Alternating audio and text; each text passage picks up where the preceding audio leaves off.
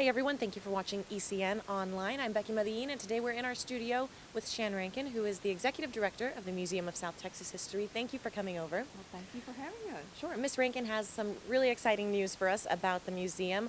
You all have just been accredited by, let me make sure I get this right, the American Alliance of Museums. Yeah. Big news for you guys, right? It's huge. This is something we've been working on for many, many years. Actually, from the very time I started, we knew we wanted to be accredited. But there were things that we had to do to get our museum in shape, one of which was expanding our facilities and making sure we had the right collection storage and things like that.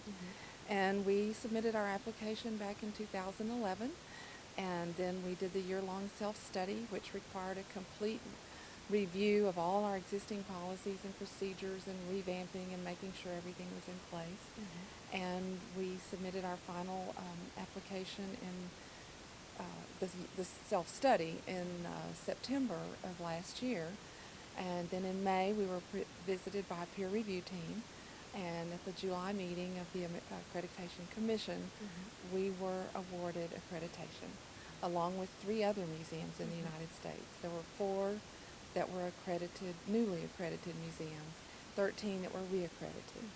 And we're just thrilled about it because we are now in the top 6% of the museums in the United States, and right here in Edinburgh, and it's due to the support of our community and all the people who come and enjoy the museum and learn from it.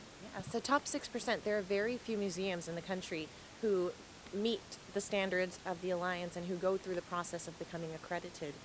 That's really hard to do. It is. It's very hard.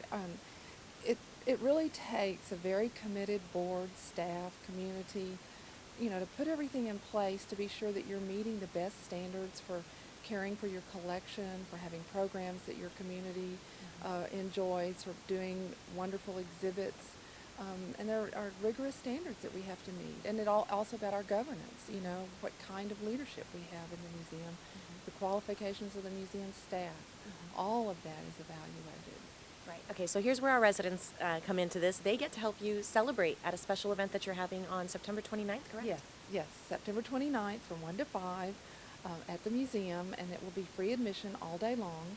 And we have a series of activities going on. We have Mariachi Mariposa, which is an all-female mariachi group that will be there. We have Conceptos Entidad Dancística performances, which are wonderful. Raul Galvan and Katy Gomez, and they bring their dancers to a lot of museum events, and it's a really fun thing to watch those beautiful children and adults, or young adults, dance. We will have costumed reenactors throughout the museum.